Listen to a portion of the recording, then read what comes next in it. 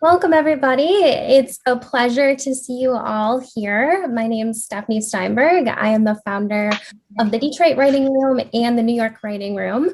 I'm very excited to host the speaker series tonight in recognition of Sexual Assault Awareness Month this month. It is the 20th anniversary of it.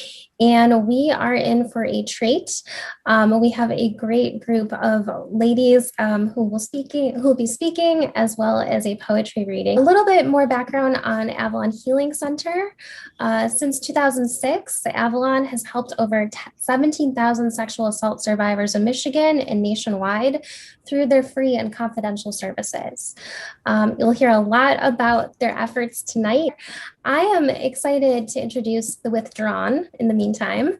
It is National Poetry Month as well as Sexual Assault Awareness Month. And so I've gotten to know the Withdrawn based in New York over the past couple of months as he's performed at our open mic nights on the last Monday of every month. And he is born and raised in Manhattan. He's a multi-talented artist who writes every day and believes that creativity in the arts serves as his truest form of self-care. He's currently enrolled in Buffalo, New York's Community Music School for vocal performance, with a focus aimed at incorporating different aspects of voice into his writing.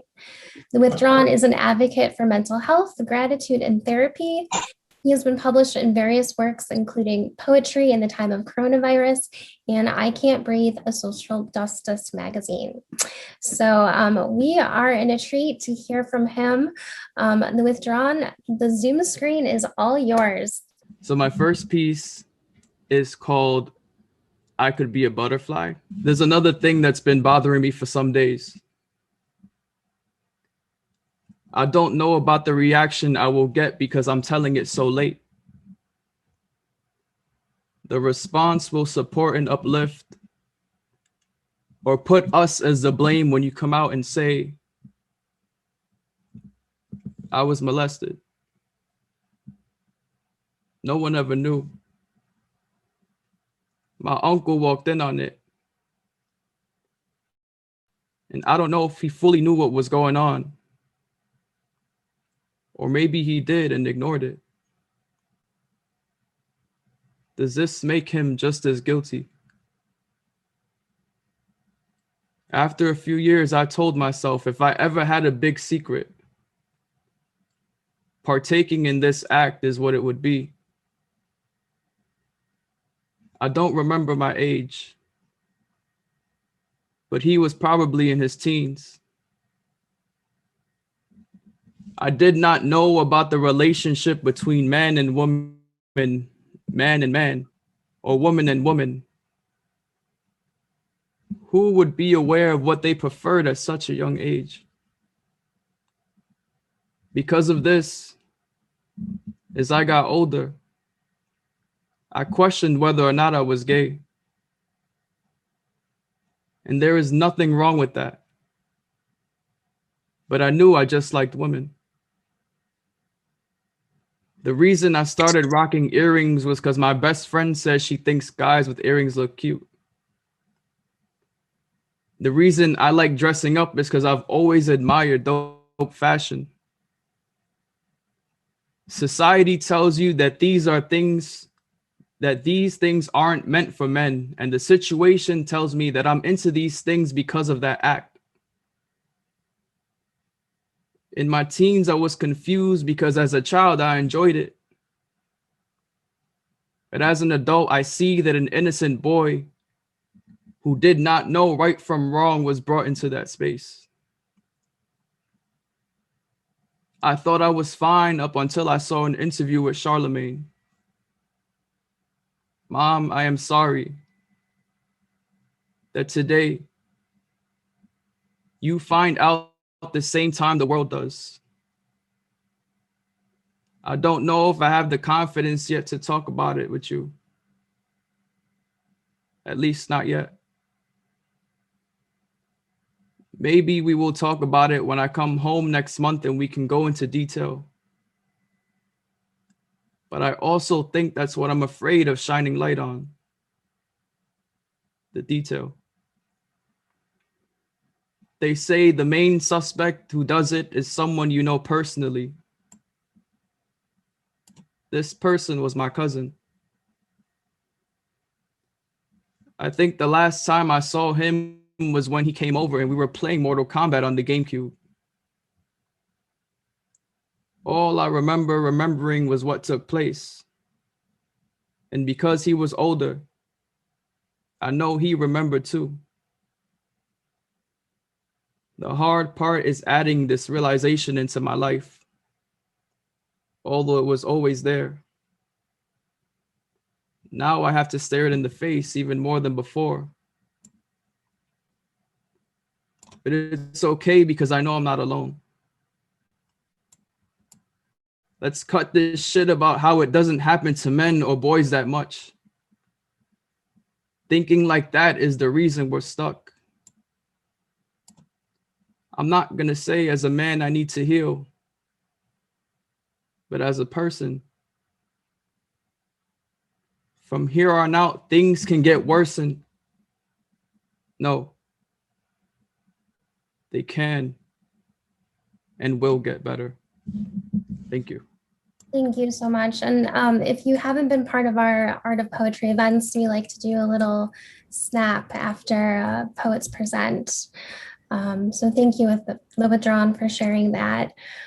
It's a pleasure hearing your work as always and deeply emotional.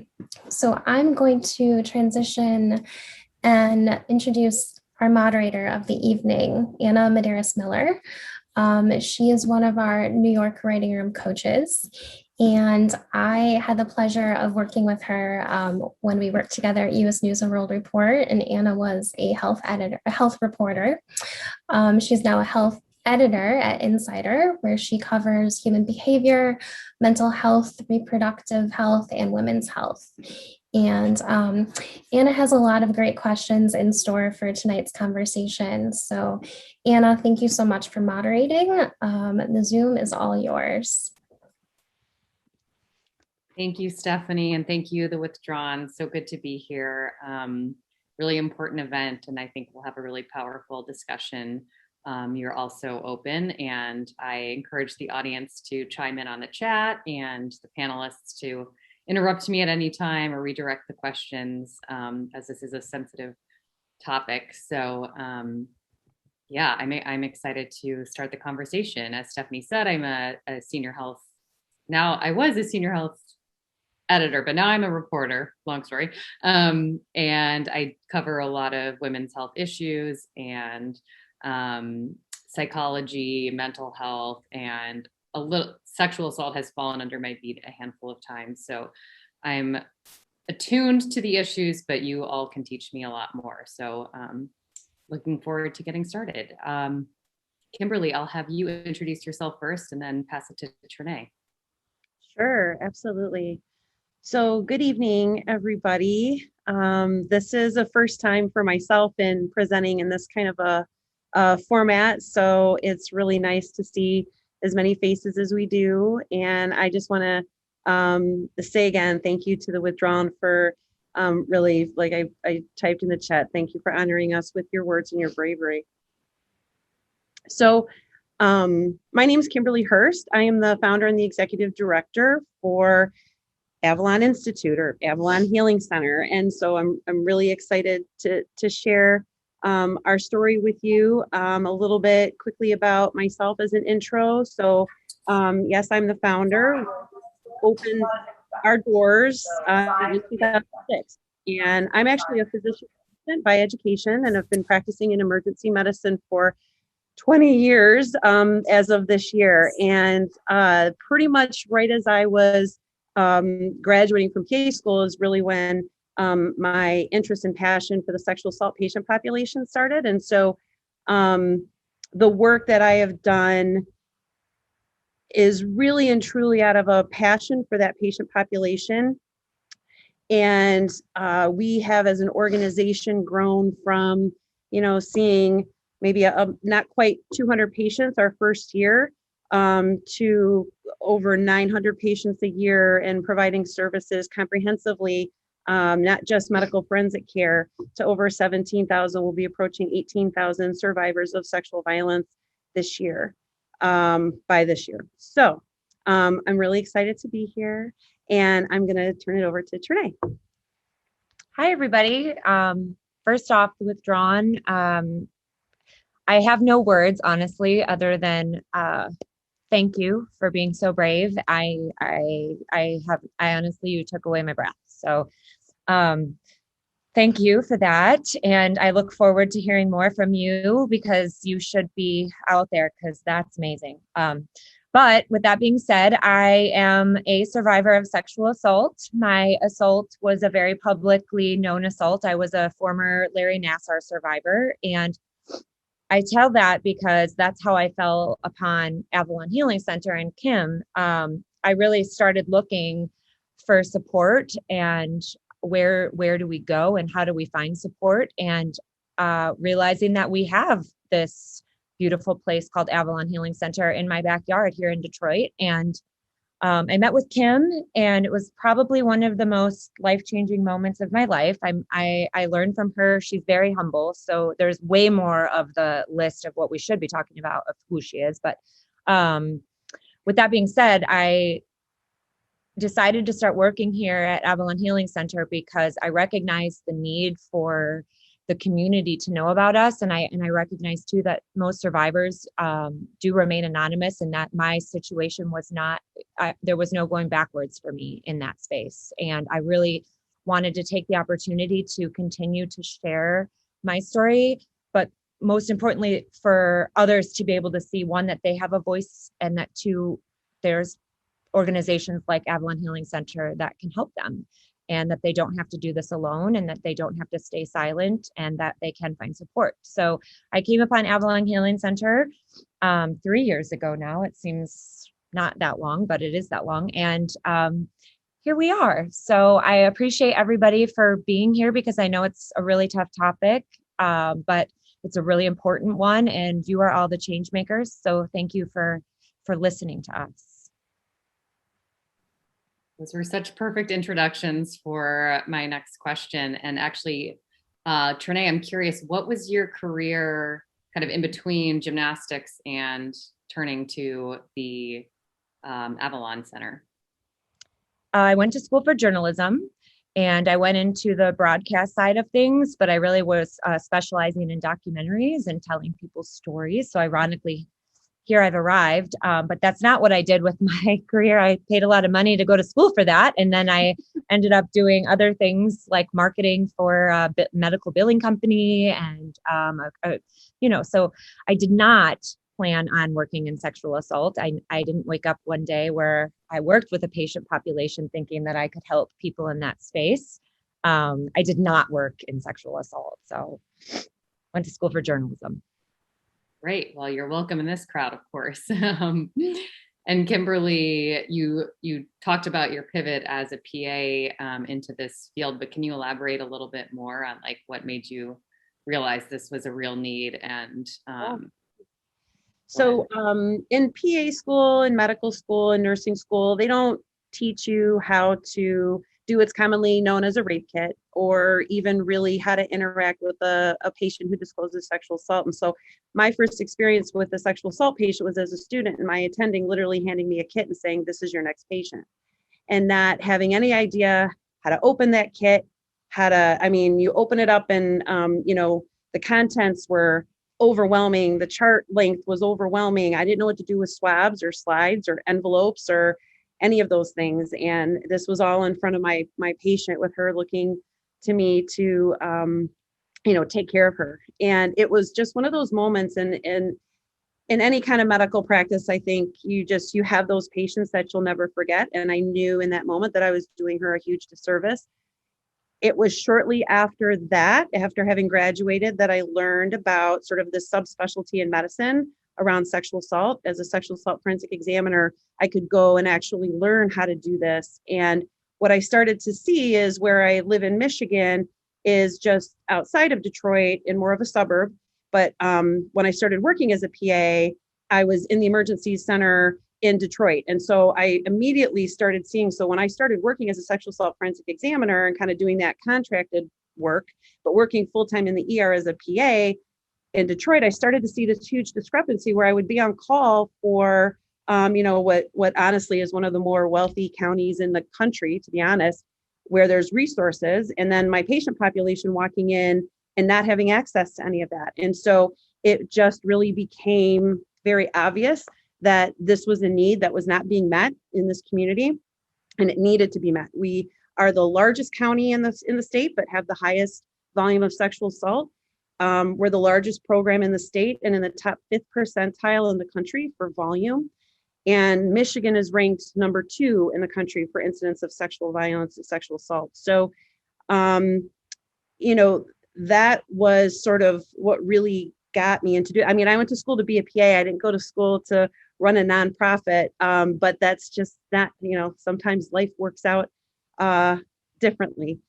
And, the other part to my story that I don't talk about often and really did not inform a lot of like my direction in medicine to deal with this patient population is that I also had an experience of having been sexually assaulted when I was 24.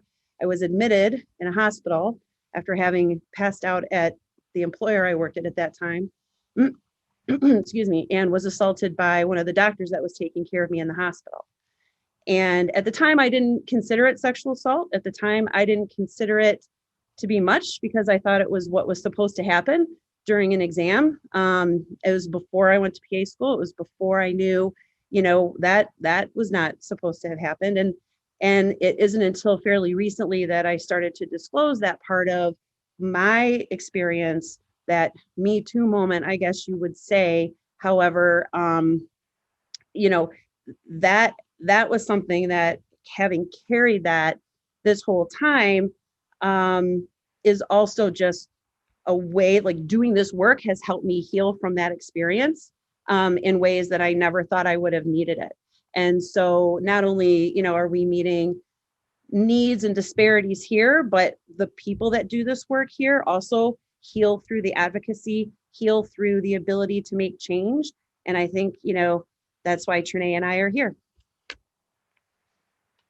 Wow, thank you for sharing. And both of you then have come to realize long after the fact, like years, decades maybe, that what you experienced was actually sexual assault. Can you talk to us a little bit more about that? Like it's very different than kind of the public discourse of knowing that you were raped and then what do you do next? But decades later, what was that realization like? In some ways, maybe it was liberating. In some ways, it was a huge burden.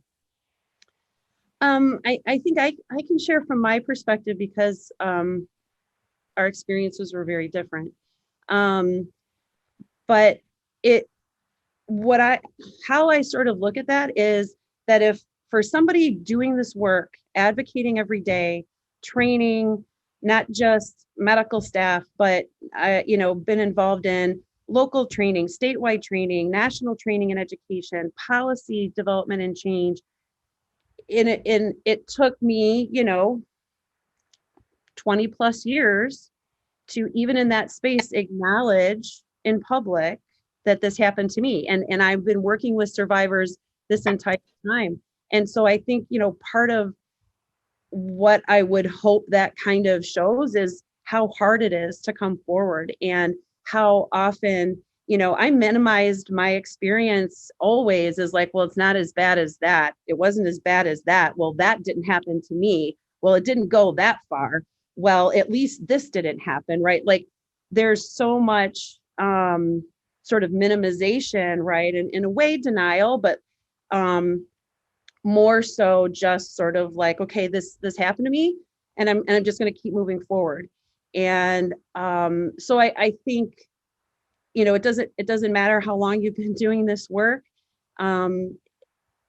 Everybody's reaction to what they experienced and everybody's timeline of healing, something we always say is that healing has no timeline. And that's very, very true. Yeah. Mine, I feel like after listening to the Withdrawn poem tonight, it takes me back to a lot of different moments in my life that I feel like I've been in situations that I didn't even realize that were possible moments of assault. And I only say that because in my experience, my one situation I was in is very public and talked about, but there are more than that have happened to me. And they are somebody that's close to you. And it was in multiple situations where my parents were close by, or people that I trusted to be around, that, you almost wish they would see or be able to yell for you, or, and I didn't, in my experience, the public one, the Larry Nassar space, I didn't know I was assaulted. I didn't know I was assaulted for a lot of years. And I was Team Larry. And I just admit that because it's the truth. I really thought that this was a medical procedure that had happened to me. And I thought everybody else misunderstood. But in reality, it was me that misunderstood. And I believed somebody that I thought had my best interests at heart. And unfortunately, that's how assault most often takes place, is in that kind of context. And people had to see me publicly talk to my perpetrator and tell him really how impacted and how terrible what I thought he did was to hundreds of people.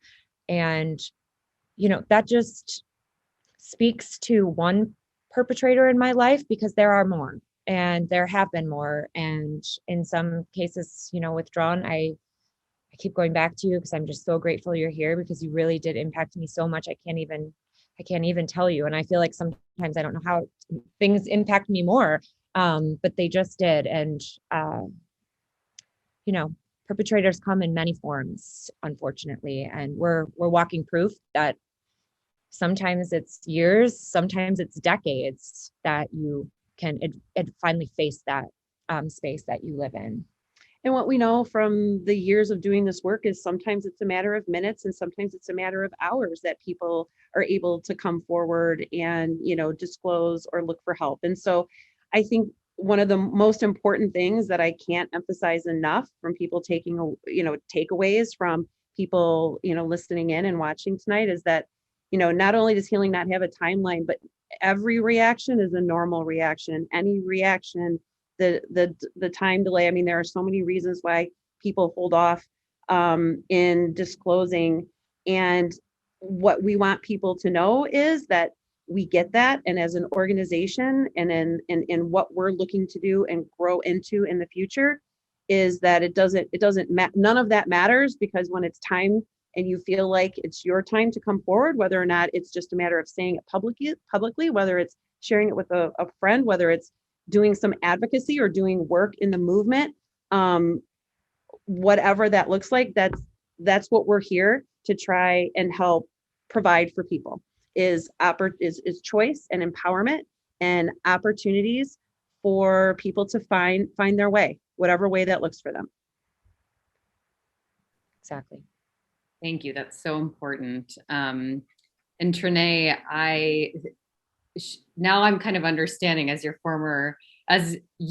that you're a former journalist, your recent essay in the Detroit Free Press was very powerful, beautifully written. I'm sure it was different than the kind of work you were doing back then, but I would like you, for those of us who haven't read it yet, and we can link to it in the chat so everybody can read the whole thing. Can you read kind of the nut graph, if you will, and then tell us a little bit about what that process was like? The one that starts with gymnastics was my that. Okay. Correct. Okay. Here we go. Withdrawn. Give me some props over here and strength. Gymnastics was my first true love. But what if my first true love was as toxic and abusive as it gets? What if my favorite childhood memories include moments surrounded by Larry Nassar, John Getter, and Kathy Klages? What if my childhood experience was ground zero, for now what is known as the place where one of the most prolific pedophiles in sports history began his abuse, and where the toxic culture of youth gymnastics as we know it began to crumble. So good job, first of all. How long were you working on this? What was the back and forth with the editor like? Give us a little peek into kind of the emotional and practical elements of writing this. Well, so the suicide of John Geddard, I don't know if everybody's familiar with that story, I assume, but I don't want to assume. He was my coach from Lansing, Michigan.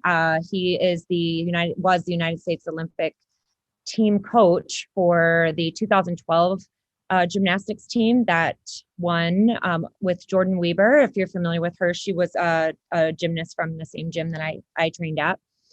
And I really felt there's the Larry Nassar side, and then there's the John Geddard side, and there's the Kathy Klages side, but there's nobody really talking about what it was like to come from the place where it all started and where all of those people kind of intertwined and how that looked. And I spent some very tough nights and days. And to be honest, I was sitting here in our conference room when I learned that John Geddard was going to be charged, and then the following day took his life. And that for me,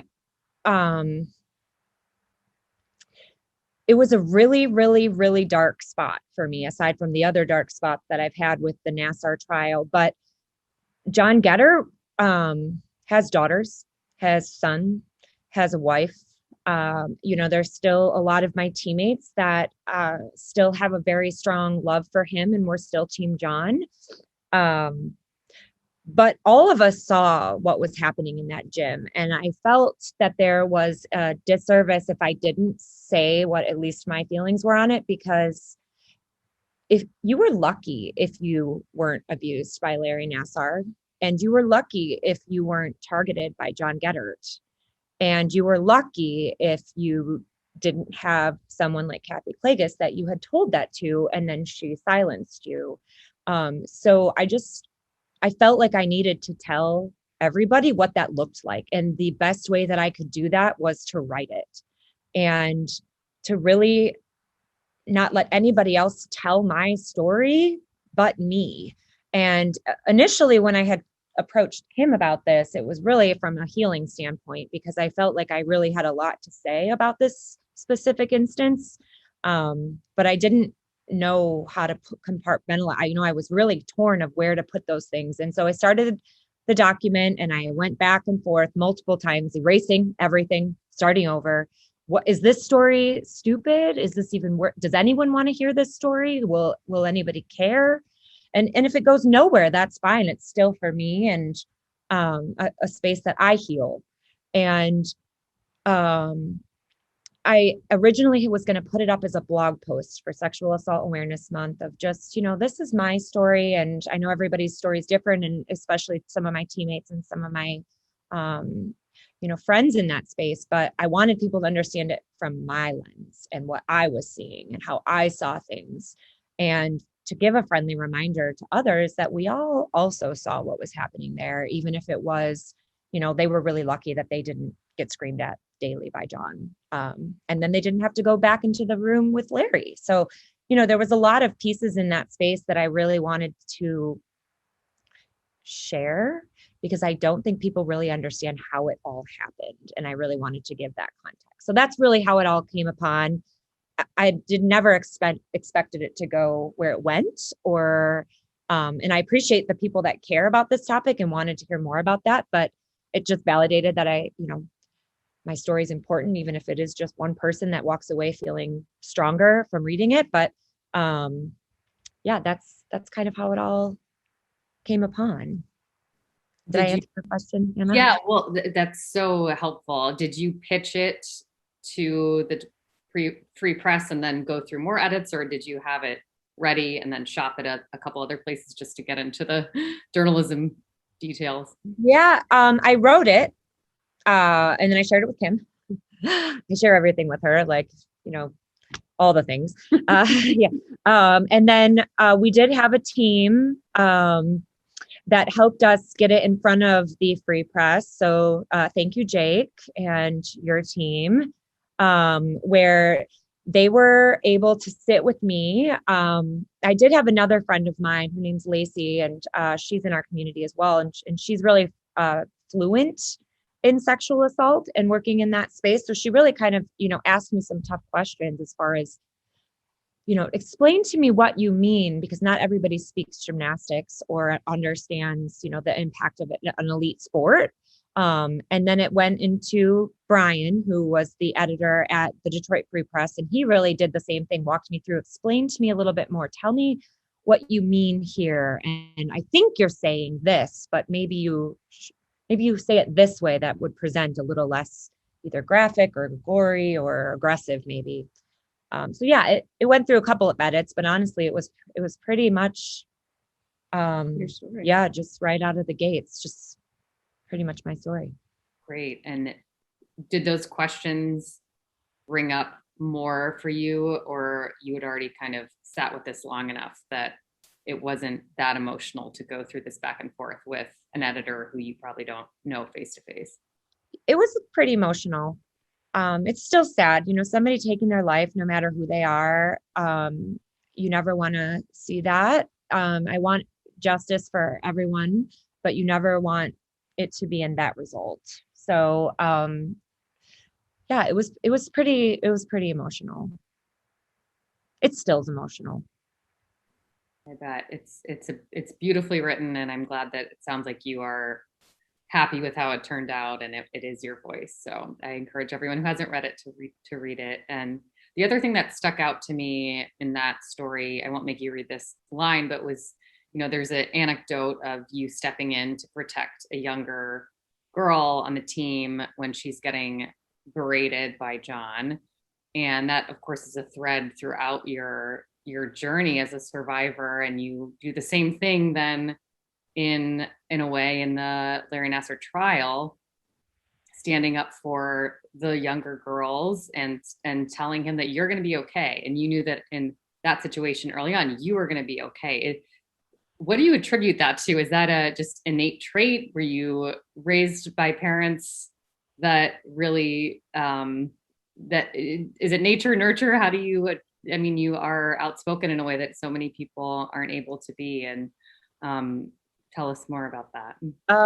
So my mom is like my other Kim. I would say she's my other mom, but she didn't give birth to me. But in that sense of someone that you look up to and you've seen really have some really tough choices, and you had to go left or you had to go right, and you had two options, and either you could take the wrong path and make it harder for yourself, or you could take the right path and take that head on.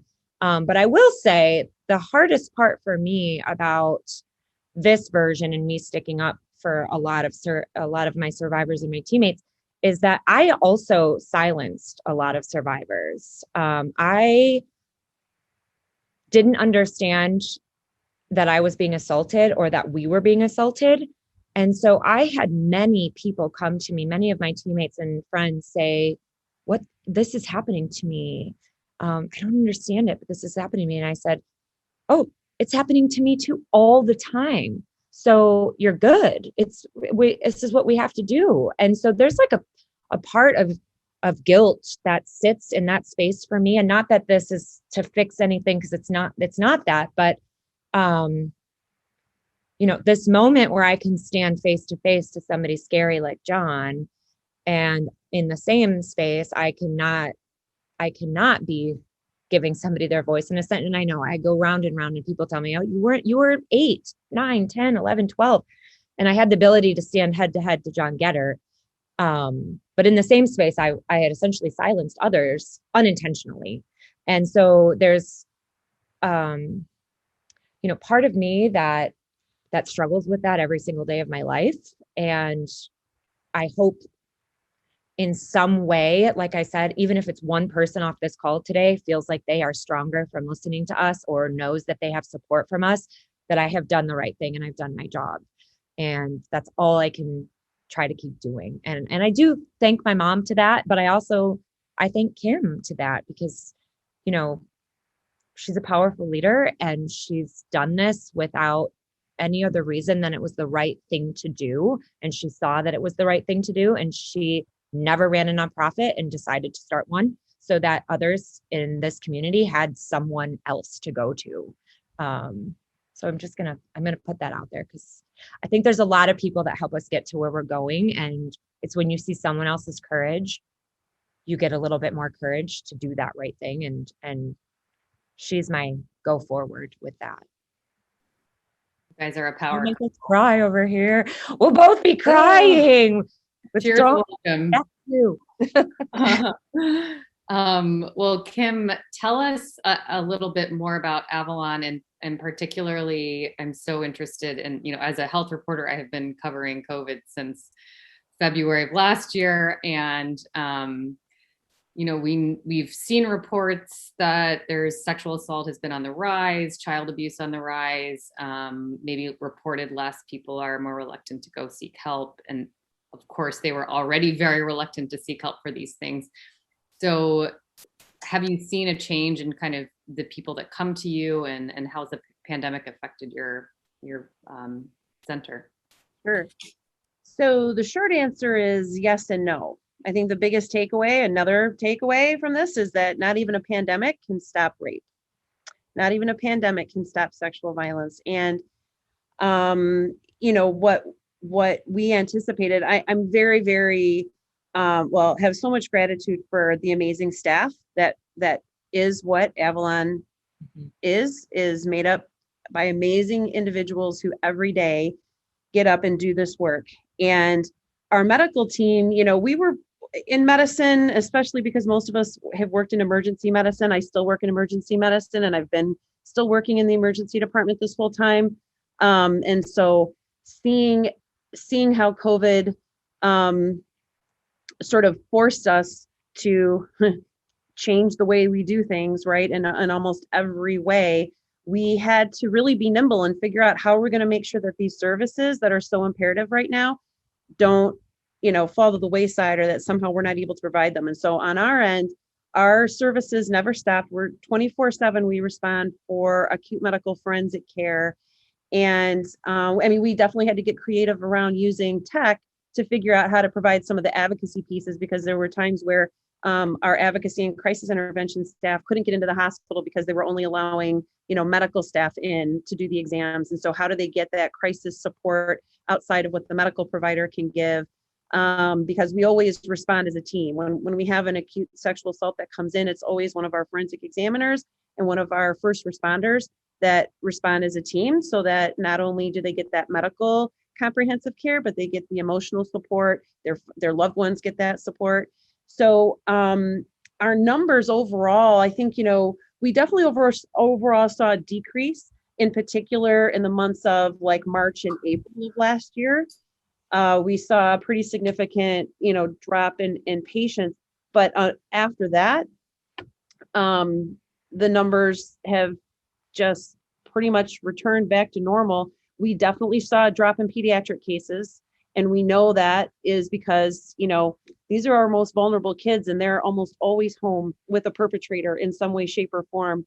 And so when we talk about less reporting and things, yeah, I mean, when kids aren't going to school, when they're not going to daycare, there's less adults able to look out for them or help be a safe person for them to disclose to. And many of our patients, you know, don't necessarily have access to a phone or to internet or to any other way to reach out. So we only recently have been seeing an increase again in our pediatric patient numbers. And that's because, you know, we're figuring out some kind of new normal, right? So that people are able to get help. But COVID, you know, we know that for that time where our patient numbers were down, it wasn't because it wasn't happening. It was because people didn't have a resource or know where to go.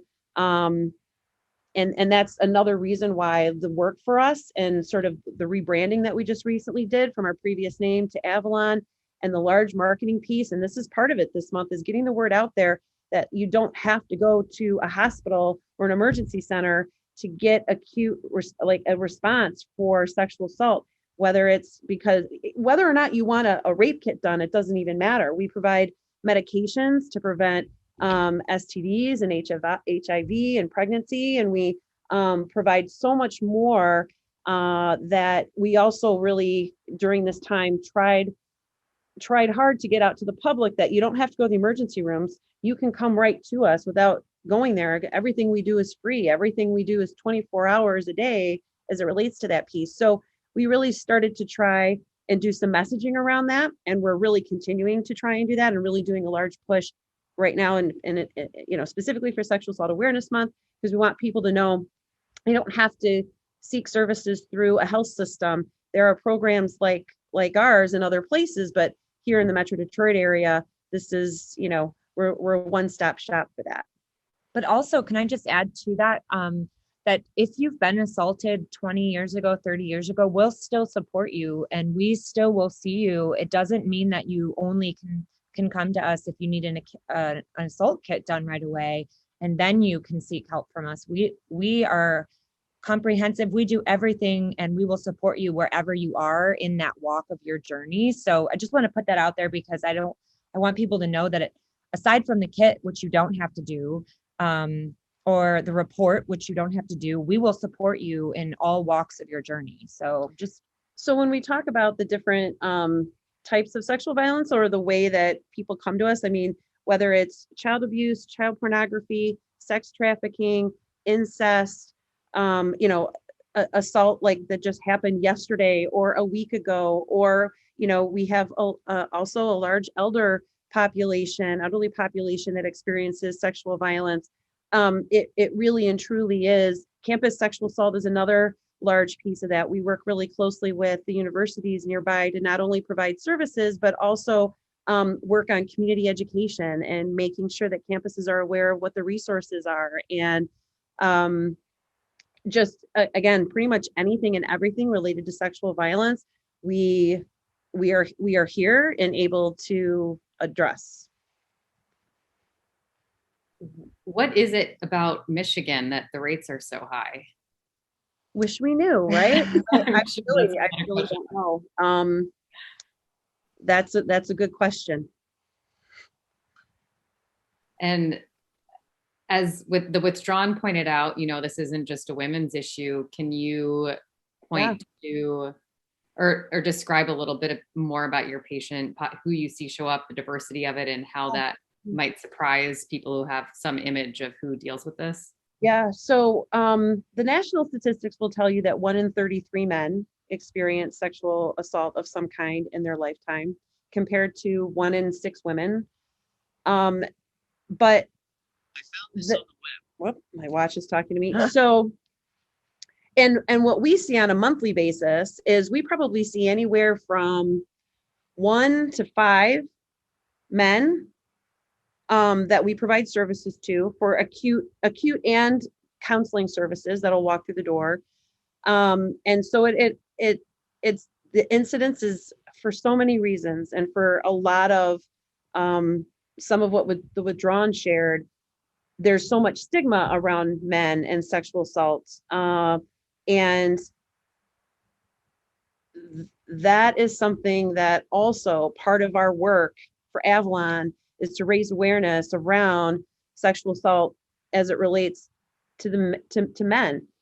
We have also really worked to provide what we want to be a safe space for men to come to receive services, because the feedback we've had from those men that have come here is like, nobody would even take me. Like, I would call, and the fact that I was a man completely excluded me from receiving any kind of services, which just boggles my mind. But so there's not a lot of resources out there, unfortunately, for male survivors.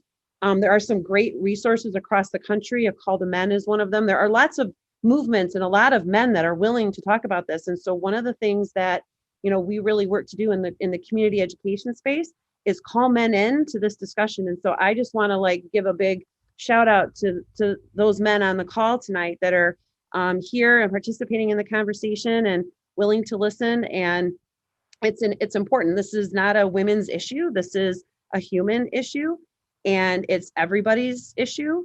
When I talk to audiences and try and get people to recognize the incidents, right? I'll ask, like, so who here knows somebody who's had breast cancer? And like everybody in the audience raises their hand. And the incidence of breast cancer is 1 in 8. Now, I don't ask them to raise their hands for this question, but if you don't think, when we talk about the incidence of sexual assault, 1 in 6 women, if you don't think you know somebody who's experienced it, you're just very likely wrong.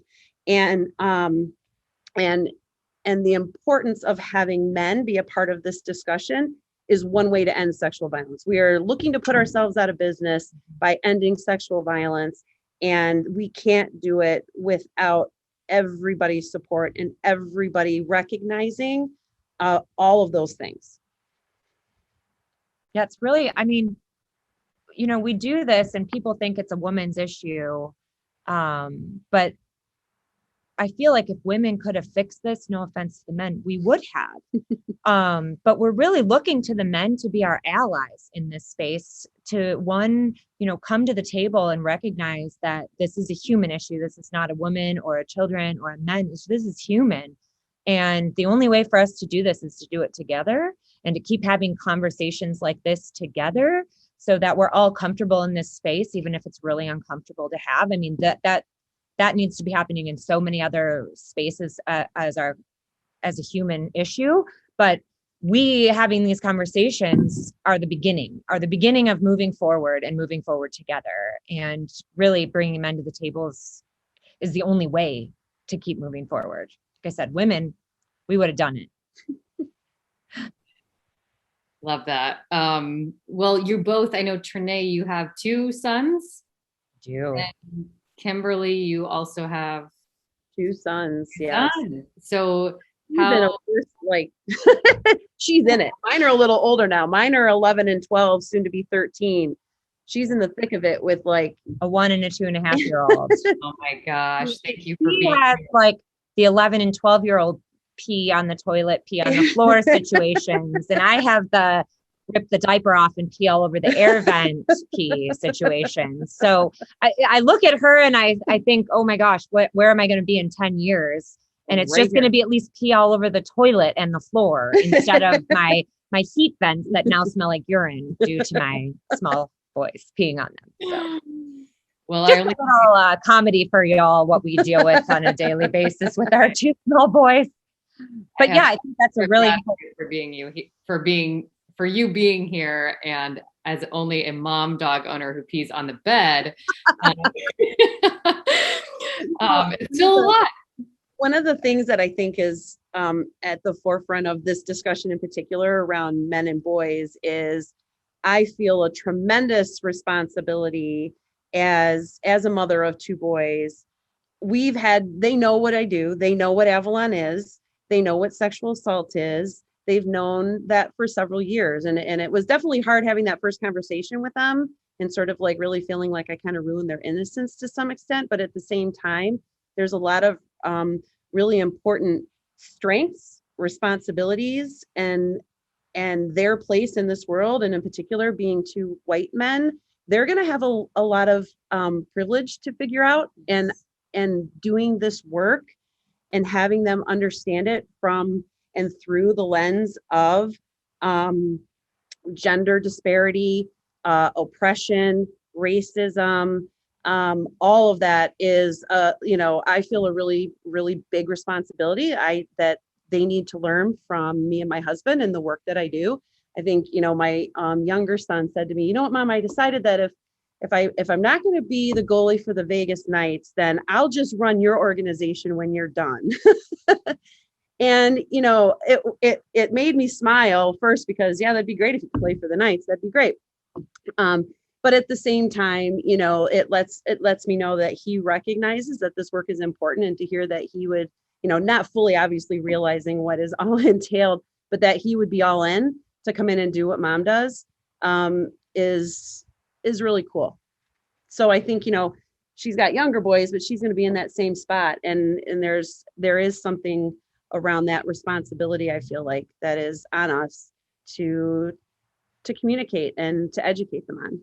Well, even I just had a friend, a young mother similar to my age with 2 small children pass away in like 3 months from a brain cancer that she found out. And I've had some very intentional conversations with my husband of, if I die, I need you to make sure that our boys know that this is not okay, or that mom would have said absolutely no.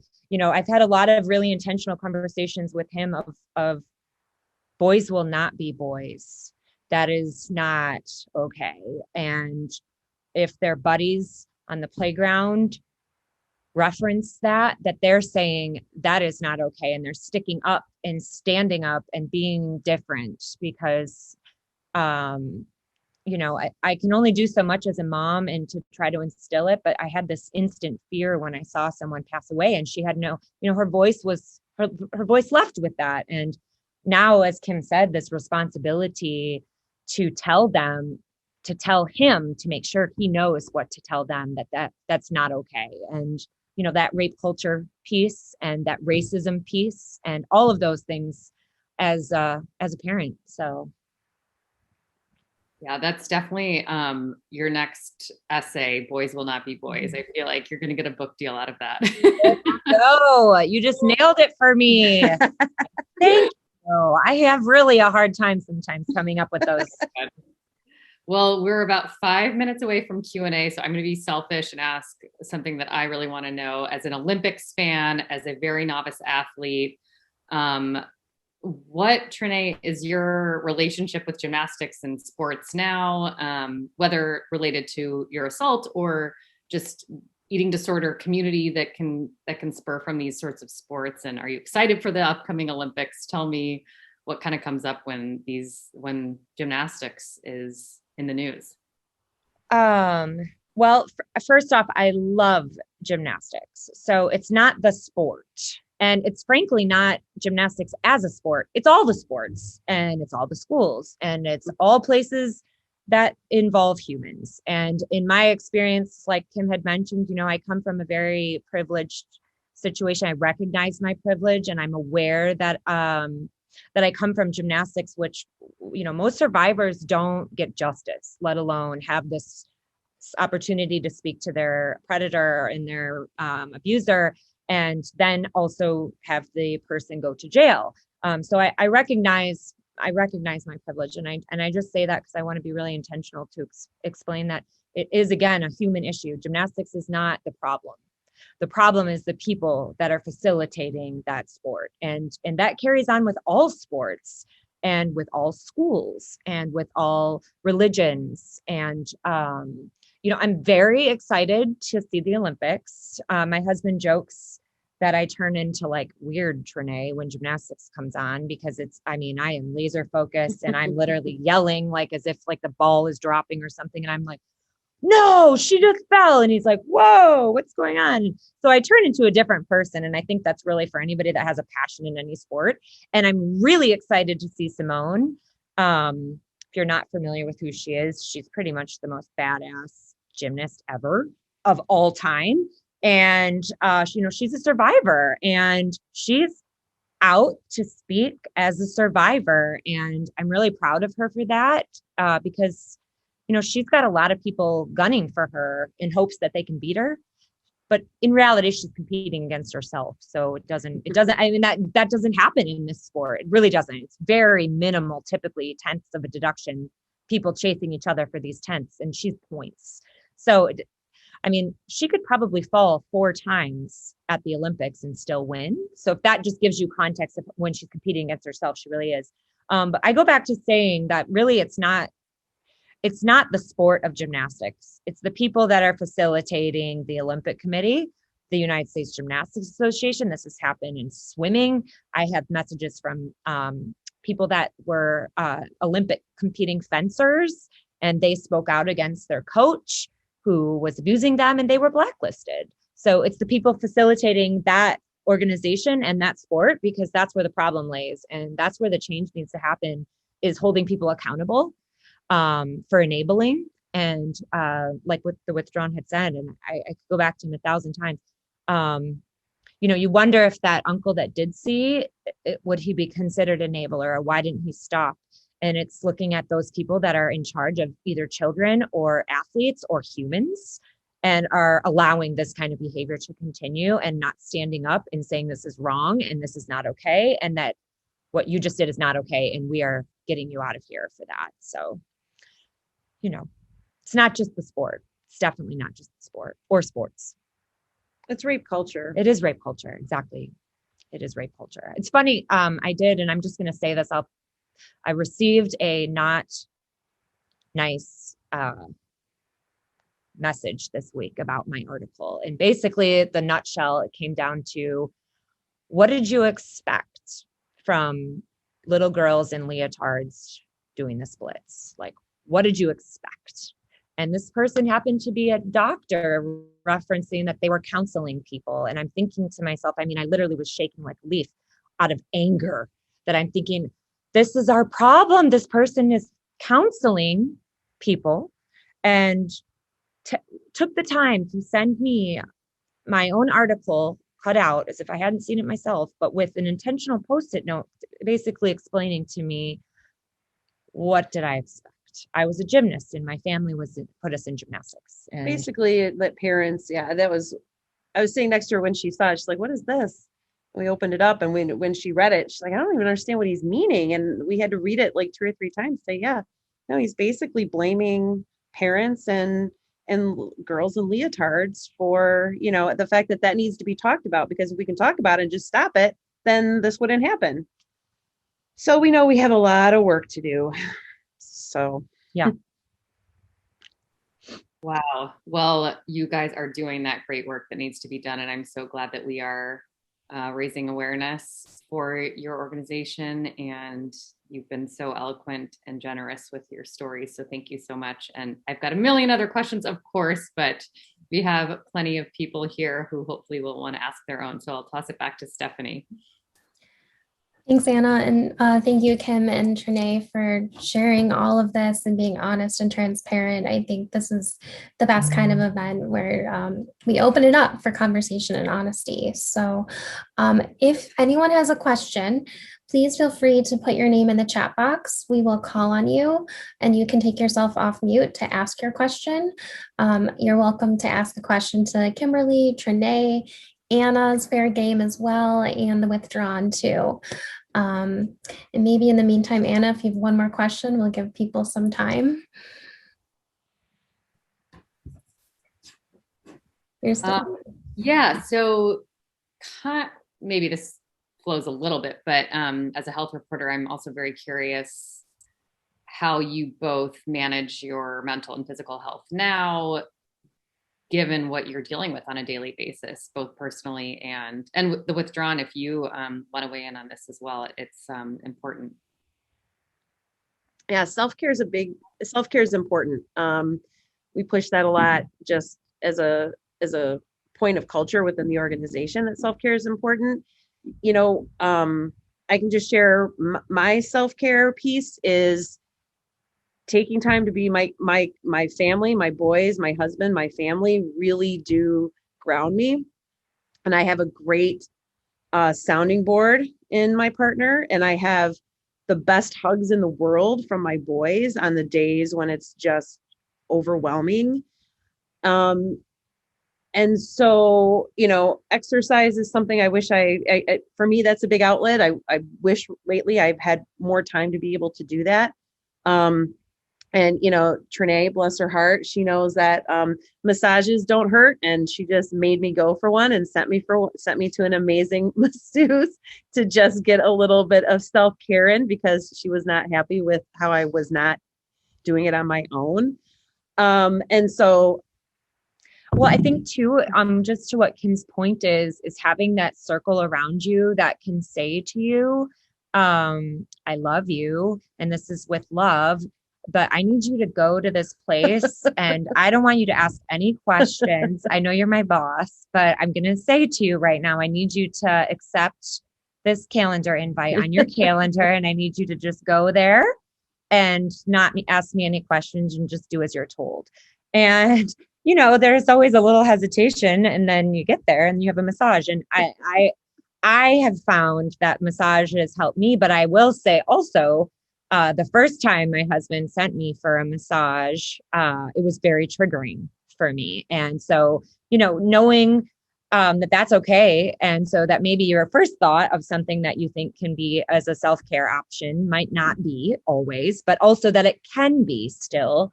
I found writing, obviously, in my experience to be extremely helpful for me, just to be able to categorize my words and my stories and my thoughts, because I sometimes get lost in that because I have a million thoughts going through my head. And really, I wish a 1-year-old and a 2.5-year-old at this stage were grounding, but They have to sleep first. Yeah, Then maybe they can I don't ground. sleep. So she'll get a message from me like frantic, like, I'm freaking out. Tell me that they're not going to kill me because I feel like I'm going to die today because I haven't slept in about 2 years. But yoga, I find breathing, reminding myself to just slow down and breathe. I feel like if I tell anybody anything, and I know there's some people on this call who I love so much, that I just remind them, just take a deep breath, slow down and breathe, because we forget that, and things can be overwhelming and days can go by, and you just need to take a step back and just take some deep breaths. But to be honest, Withdrawn, I'd love to hear if you're on that journey of poetry. Maybe I need to start that as an opera. I don't even know how to write poetry, but I'm willing to learn if that.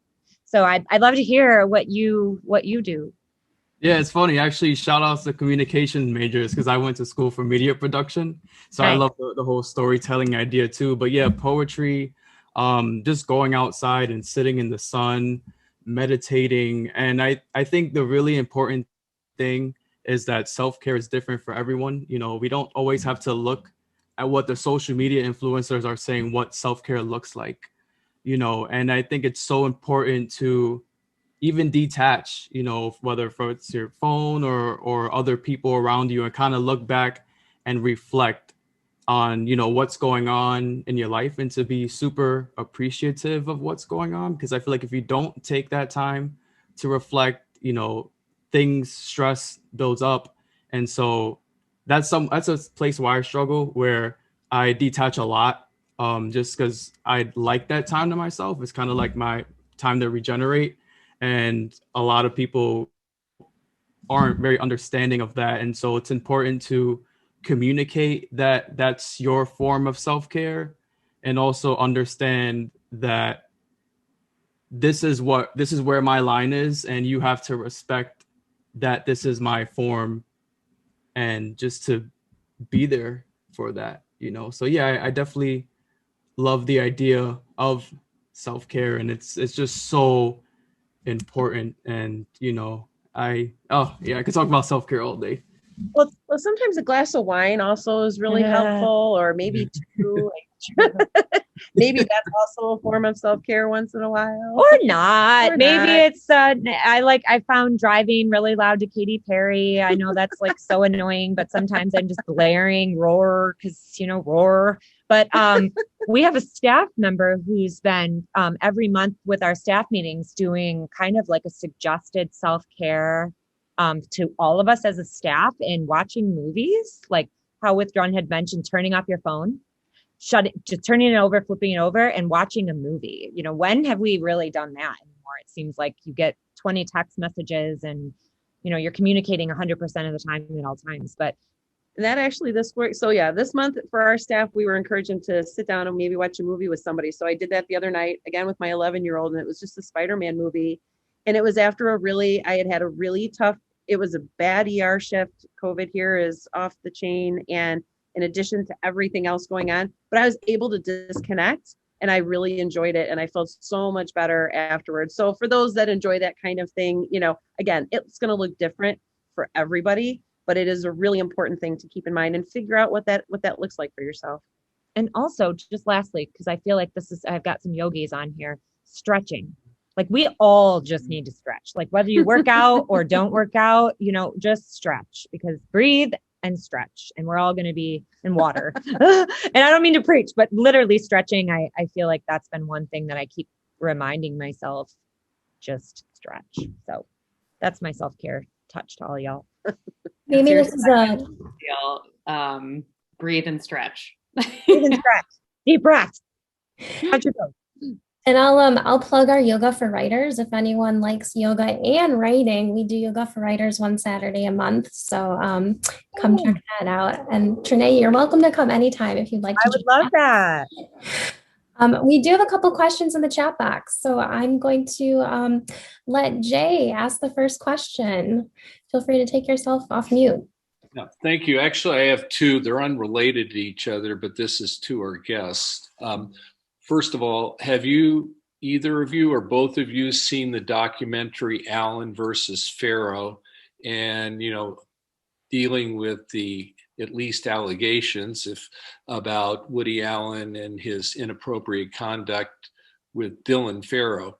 I was wondering if you'd seen it and your reaction to it, or anything you've heard about it. And the second question, granted unrelated, is, do you think there's more incidents of sexual abuse today than in the past, or is it a matter that has just been given more visibility?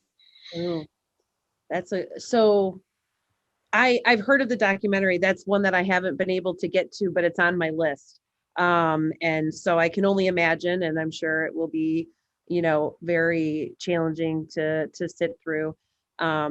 I don't know if I haven't, but I've been trying to prepare for that. As just personally, I haven't gotten there yet, but that is also, and I've seen a lot of reactions in our space. We believe survivors. So, I'll just leave it at that. I believe survivors. So, and then as far as like the incidents and whether we feel, you know, that's a really tough question. I think what I can share with you is that statistically, so what we know from research and stats is that 2/3 of all sexual assault goes unreported. That has been a statistic since I started doing this work 20 years ago. And that statistic never changes. So when we talk about the reported incidents that we're aware of, the numbers haven't really changed. We might see incidents increase and decrease here, but and you could go and you could look up statistics in the city of Detroit, and depending on how you spin those numbers, you could make it look like it's gone down. But we've also seen increases. Now, we've also talked a lot about, does that increase, is the increase numbers potentially, if you were to look at like 1 year over another compared to 20 years ago, is it that it's really happening that much more, or is it that people are gaining confidence in, if I disclosed, I'm not going to be shamed, I'm going to be believed, I know where I can go to get help, because otherwise I don't know if I'm going to say anything. The fact that law enforcement and the training that we've done over the years with law enforcement in how to be focused on what the offender did, not focused on what the victim, quote unquote, did or didn't do, right or wrong, in that piece. And the fact that we as an organization have worked so hard just locally and nationally on that piece alone, do people feel more comfortable coming forward to law enforcement? And, you know, with law enforcement responding better, is that why maybe numbers might look different than before? So it's kind of a difficult question to ask because there's a lot of factors in it to that. But honestly, when I go and I look back at the published numbers over the years, not much has really changed that way. Well, and if you look at it, I mean, assault, rape has been happening since the beginning of time. I mean, you can see that in the Bible, and we're just at a space now where it's much more on the forefront, and it's much more conversational, and it's much more, you know, we believe survivors, and organizations like us are out there speaking to make sure that there are survivors that are out there that know that we exist, so that they can come to us and they can receive support. But that also too, and this is just for everybody, you know, if you do tell somebody and they don't believe you, tell a second person. And if they don't believe you, tell a third person. And if they don't believe you, tell the fourth, because there will be somebody that does believe you, and we believe you. So we are always here to help, and we are always here to support. So just want to put that out there, because I know, like, from the statistics, and maybe I think Jay was the person that asked the question. this has always been happening. It's just a matter of who's reporting and if they're reporting is really from a number standpoint. And honestly, I think, one thing that I can say is that resources for sexual assault programs like ours have that dynamic has definitely changed in probably the last 15, 16 years. Whereas when I started the organization, there was hardly any dollars, there was hardly any funding to be found. And we went from an organization that lucked out and had we had a $20,000 check from our first donor. And we had we didn't really even have a budget that first year. We were just doing it to do it. Most of us were just doing the work because that's what was needed to be done, and we weren't getting compensated for it. And now we have a budget of 3.3 million and have all of these services in place. And so it says a lot about, unfortunately, most of our dollars are state and federal grants. There's good and bad to that, right? Like that it's being acknowledged and these dollars are being set aside for this work. But unfortunately, that comes with a lot of restrictions and a lot of what can be done and can't be done. But the dynamic around the issue of sexual violence is it's not as what's the word I'm thinking of? It's not head turn. People are talking about it now. People are finally talking about taboo. it. That's what I'm thinking. Yes. It's less taboo than it was when we started to be able to talk about it.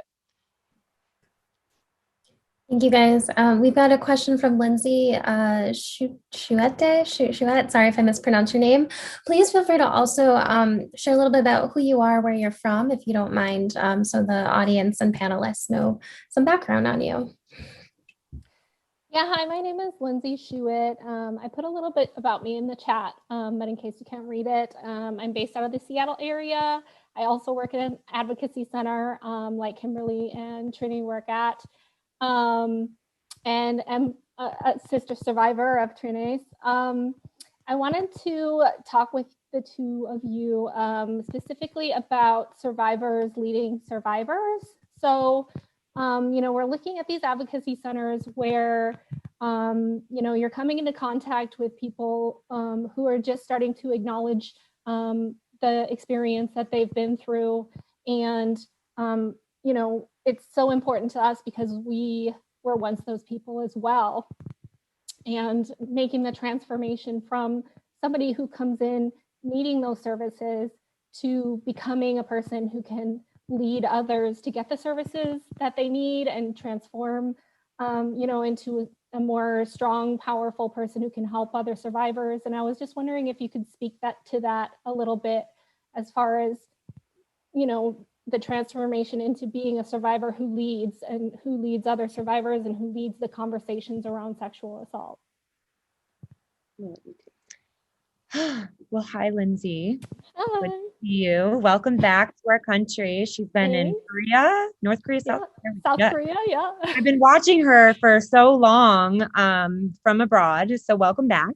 And I'm so proud of you for being in this space. She just recently started working into children's advocacy, right? That's what she's just started working in this work. And so we've communicated and I welcomed her to this conversation just for so many reasons. But I think from my experience, from a survivor leading a survivor, I can only speak from experience and I can only share what I've been through and try to help somebody else. You can only speak to what you know, and you can only learn what you don't learn about. And so I've been really intentional to listen to my other staff members of their suggestions in spaces that I maybe didn't know how to best handle, but also remembering that I'm human and you're human, and that to trust your gut, because I think that sometimes we go into our head of thinking the best way that we have to do it. And there are, ways around like the education that we provide our volunteers and our staff members, but remembering too that being there for somebody, remembering that you believe them, that's like the most important thing from the space of a survivor, is that I'm believing another survivor, regardless of how it happened or where it happened or when it happened or how they're disclosing or how they're talking to me about it. Just reminding myself that because I've been in that situation, and the persons that I told, my very first person I told, pretty much almost made or break my ability to come forward and give my impact statement. And had I followed their lead, I wouldn't have come forward, and I would never have talked about this, and I wouldn't be where I am today. So, looking back from my own experience and seeing how they handled it and how silenced I felt in that moment and how unimportant my voice, even to just them, felt, to never having that from my space, making sure that any person that comes to me or any place that I can be, that a survivor is going to talk to me or need me in a sense, that I'm 100% committed and I'm 100% in belief. I believe them 100%. So I know that doesn't give you an exact, way to do your work, but just remember that because you were a survivor and because you are surviving every single day, that all you're doing is walking them in that same space. And if that's holding a hand, if that's just standing in solidarity, if that's, crying tears together, then that's the right way. There's no right way to do it. You're doing great. You're doing it. You're there for somebody else. That's step one.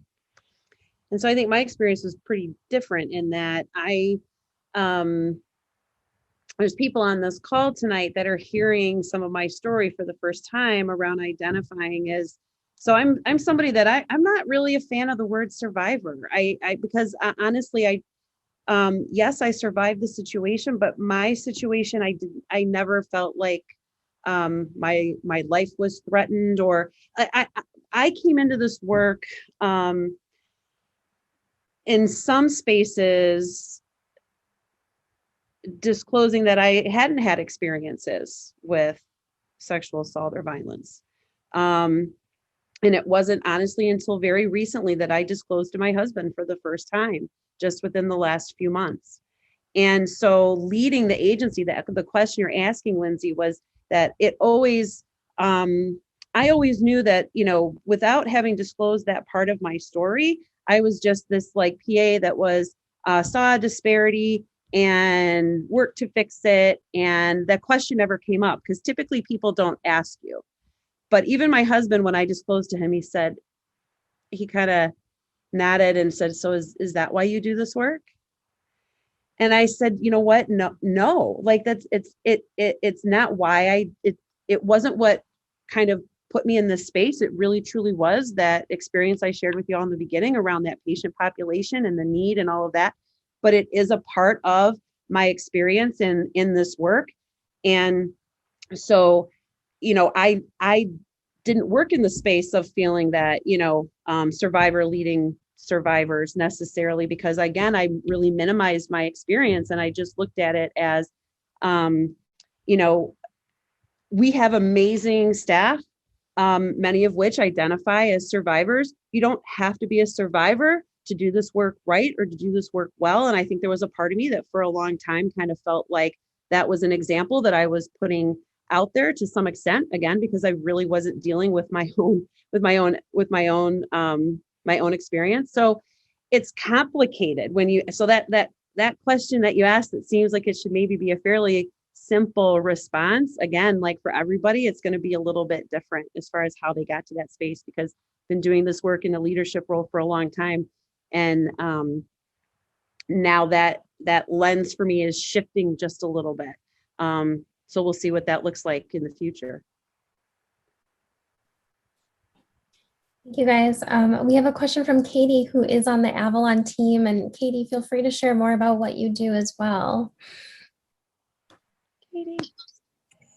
Hi, I'm actually not on the Avalon team. I might be a different Katie than you think I am, but that's okay. Sorry about that. I would be honored, honestly. So my name is Katie. I'm from the Ann Arbor area, and I also struggle with the term survivor. But I am one.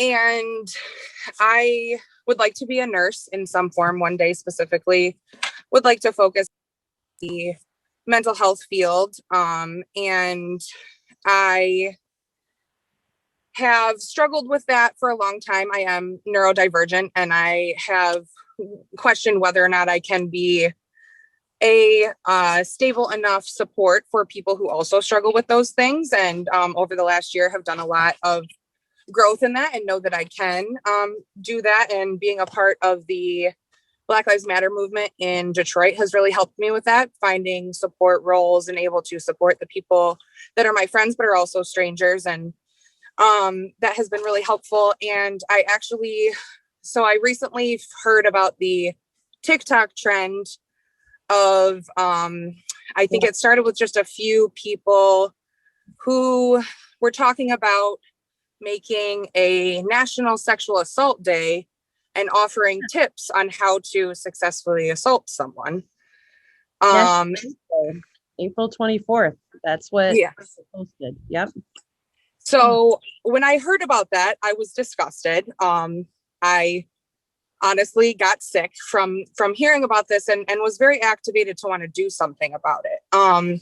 So I am planning on holding some sort of event in Ann Arbor this weekend on Saturday as a safe space for people to come, and whether it's just to be a part of a march and scream about what has been done to them or people they know, and also provide just a more intimate area for people to share their story if they feel comfortable with that.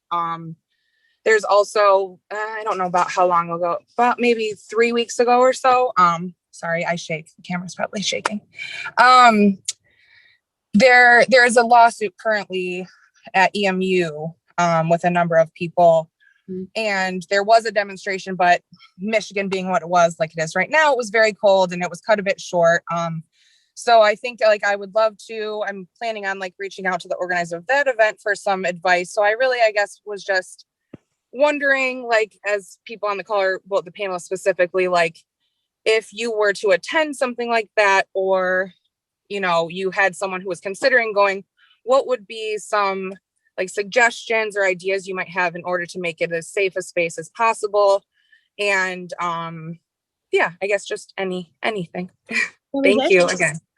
There's kind of a lot around that, and I'd be happy to share my email address and we can maybe connect, because it's more than I think what we can kind of get through in a format like this, but I'd be more than happy to share some of that. Because we've kind of, I think, the what she's referring to is on TikTok, there was a group of men who sort of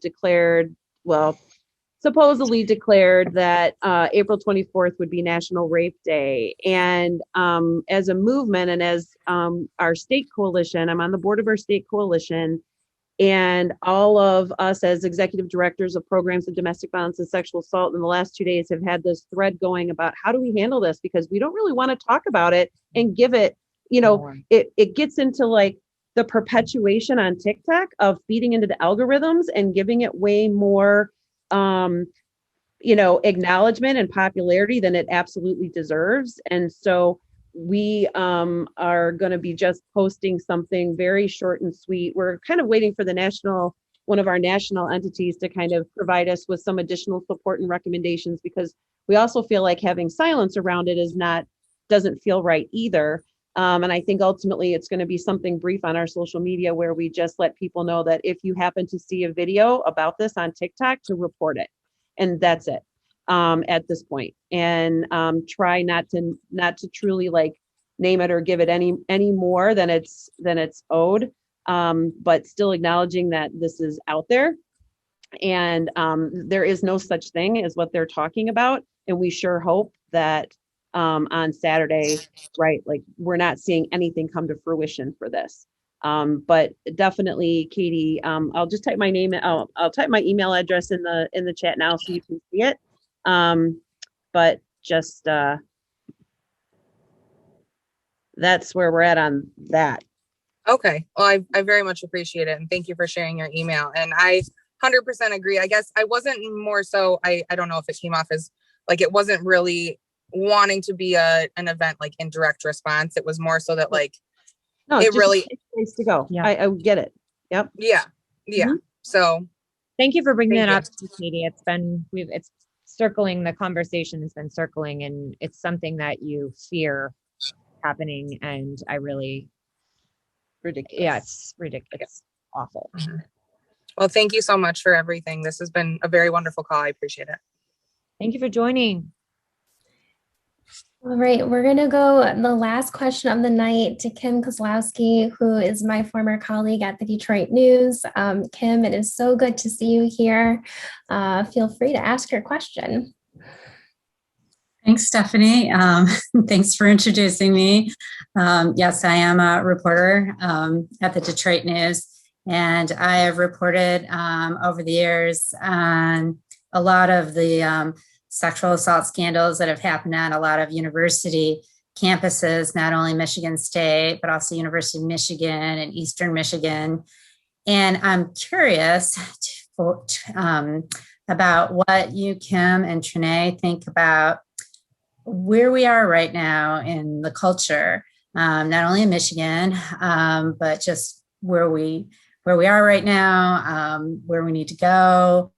How much do you think's been accomplished, and what work still needs to be done?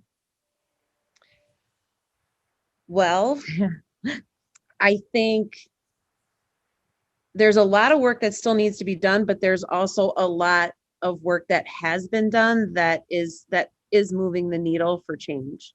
I think that where we're at as a movement is we're in a place we haven't really been before. We have had the last several years of the benefit of, there's been the good and the bad that's come out of the media as it relates to bringing awareness around these issues, awareness around perpetrator dynamics, awareness around victim blaming behaviors, awareness that there is such a thing called rape culture, and what does that look like, and what do we do to dismantle that?